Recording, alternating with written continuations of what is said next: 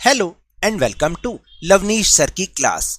आज की शिक्षा निदेशालय राष्ट्रीय राजधानी क्षेत्र दिल्ली की वर्कशीट नंबर 20 जो कि कक्षा 8वीं के विद्यार्थियों के लिए है, यह ली गई है हिंदी विषय से। और आज इसमें हम एक और कविता यह सबसे कठिन समय नहीं को पढ़ेंगे और समझेंगे। तो चलिए बिना समय गवाए शुरुआत करते हैं मेरे साथ और समझने की कोशिश करते हैं। प्यारे बच्चों, आपकी पाठ्य पुस्तक वसंत के पाठों पर आधारित इन कार्य पत्रकों के माध्यम से आपसे विभिन्न पाठों पर चर्चा की जा रही है। आइए इसी क्रम में आज जया जादवानी रचित यह सबसे कठिन समय नहीं कविता पर चर्चा करते हैं। यानी जो इसकी कवित्री है उनका नाम है जया जादवानी। और देखिए वाकई ही ये कविता जो है हमें एक उम्मीद बनाती है और बताती है कि यह सबसे कठिन समय नहीं है।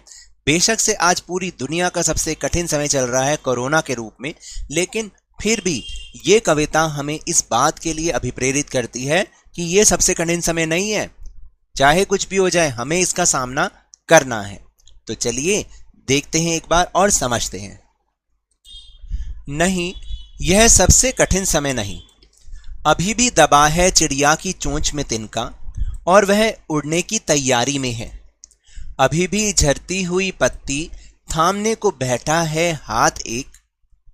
अभी भी भीड़ है स्टेशन पर, अभी भी एक रेलगाड़ी जाती है गंतव्य तक, जहां कोई कर रहा होगा प्रतीक्षा। अभी भी कहता है कोई किसी को, जल्दी आ जाओ कि अब सूरज डूबने का वक्त हो गया है। अभी कहा जाता है उस कथा का आखिरी हिस्सा जो बूढ़ी नानी सुना रही सदियों से दुनिया के तमाम बच्चों को। अभी आती है एक बस अंतरिक्ष के पार की दुनिया से, लाएगी बचे हुए लोगों की खबर। नहीं, यह सबसे कठिन समय नहीं।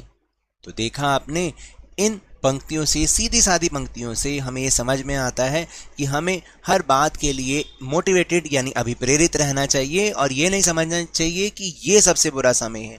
क्योंकि हम जब तक अपनी हिम्मत के साथ काम कर रहे हैं, हौसले के साथ काम कर रहे हैं, तब तक हमारा बुरा समय हमारे पास नहीं आ सकता। यानी बुरा समय होगा ही नहीं अगर हम हिम्मत से काम लेंगे तो। चलिए अब इन पंक्तियों का अर्थ भी समझ लेते हैं। तो टेलीग्राम ऐप पर जो हमने अपना चैनल लवनीश सर की क्लास बनाया है उसका लिंक आपको इस वीडियो के डिस्क्रिप्शन बॉक्स में मिल जाएगा। वहां से आप हमारे चैनल के साथ जुड़ जाइए, सिर्फ इसलिए कि सारे वीडियोस के लिंक आपको एक साथ मिल जाएंगे। तो कवित्री के अनुसार, देखिए जो महिला कवि होती हैं उन्हें कवित्री कहते हैं। कवित्री के अनुसार चाहे आज चारों ओर अविश्वास फैला है, किंतु अभी भी उनके मन में आशा की एक किरण बची है। वह कहती हैं कि यह सबसे बुरा समय नहीं है। अभी चिड़िया अपना घोंसला बनाने के लिए तिनका बटोर रही है। यानी देखिए चिड़िया से भी हमें साहस मिल रहा है। अभी भी पेड़ से टूटकर गिरने वाली पत्ती को थामने वाला एक हाथ बचा हुआ है। अभी भी स्टेशन पर इंतजार करने वाले यात्रियों को अपने सही स्थान पर पहुंचाने के लिए एक ट्रेन आती है। कवियत्री कहती हैं कि जब कोई किसी का इंतजार कर रहा है और कह रहा है कि सूरज डूबने का समय हो गया है, जल्दी आ जाओ, जब तक बूढ़ी नानी दादी की सुनाई कहानियां सुनाई जाती रहेंगी कि आसमान में भी एक दुनिया बसती है, तब तक सबसे बुरा समय नहीं आ सकता। यानी कहने का मतलब है कि ये सारी चीज़ें हमें विश्वास दिलाती हैं कि जब वो अपना काम कर रहे हैं बिना किसी डर के, बिना किसी झिझक के या किसी बुरे समय को सोचे हुए, तो हम क्यों नहीं कर सकते। तो अब हम चल रहे हैं अपने आसान से प्रश्नोत्तर की तरफ, लेकिन उससे पहले कुछ अपरिचित शब्दों का अर्थ जान लेते हैं। जैसे तिनका। तिनका क्या होता है? लकड़ी का छोटा टुकड़ा। झरती मतलब गिरना, जैसे बोला ना पेड़ों से झरती पत्ती यानी गिरती हुई। सदियों यानी पुराने समय से। तमाम यानी बहुत सारे। और एक शब्द है गंतव्य, यानी जिस स्थान पर हमें पहुंचना होता है ना उसको हम गंतव्य स्थान कहते हैं। और प्रतीक्षा मतलब इंतजार। इन सारे अपरिचित शब्दों को आपको अपनी हिंदी की नोटबुक में लिखना है, शब्द और अर्थ दोनों को, और अच्छे से याद भी करना है ताकि ये शब्द जब आपके सामने दोबारा आए तो आपको इनका अर्थ पता हो। अब हम देखते हैं हमारे प्रश्नोत्तर कौन से हैं। आशा है कि आपने इन पंक्तियों के भावार्थ को समझ लिया होगा। आइए इन पंक्तियों पर आधारित कुछ प्रश्नों के उत्तर खोजते और लिखते हैं। जैसे पहला प्रश्न है कि निम्न में से कौन सा शब्द पक्षी का पर्यायवाची नहीं है, यानी उस शब्द का मतलब भी पक्षी होना चाहिए। खग, गगन, जलज या नाग।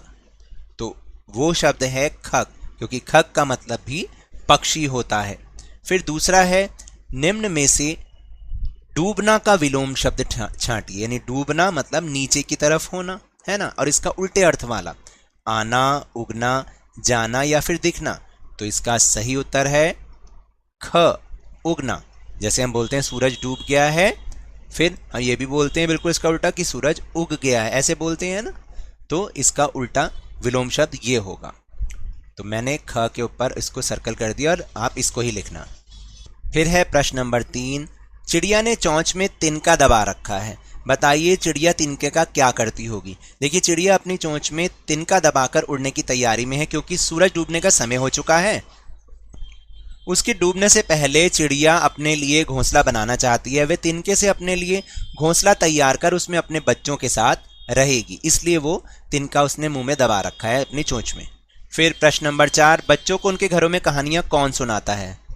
बहुत ही आसान सा उत्तर है कि बच्चों को उनके घरों में उनकी दादी अथवा उनकी नानी, यहाँ पे अथवा भी लिख सकते हैं, अथवा उनकी नानी, मैंने 2 बार लिख दिया है, आप ये लिख सकते हैं घरों में उनकी दादी,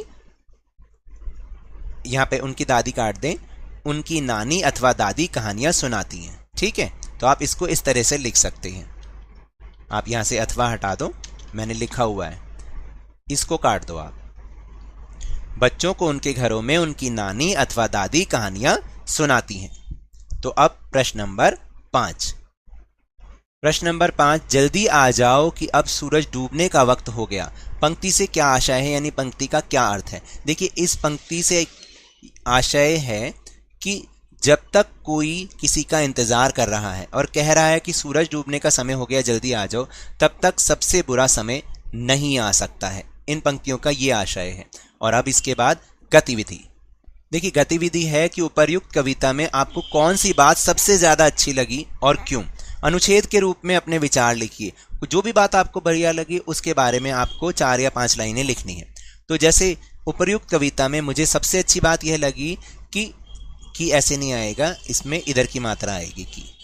ठीक है, कि जब तक कोई किसी का घर आने के लिए इंतजार कर रहा है और कह रहा है कि सूरज डूबने का समय हो गया है, हो चुका है, अब घर आ जाओ, तो इसका मतलब पता है क्या है। इसका मतलब वह उसके ठीक ठाक अथवा स्वस्थ रहने की कामना कर रहा है और इस प्रकार से उस व्यक्ति तक कभी भी कोई दुख पहुंच ही नहीं पाएगा, यानी कि तब तक बुरा समय उसके पास आ भी नहीं सकता, क्योंकि जब तक कोई घर पर आपका इंतजार कर रहा है तो वो आपके ठीक ठाक होने के लिए भगवान से प्रार्थना भी तो कर रहा है कि आप ठीक ठाक जल्दी जल्दी घर आ जाओ।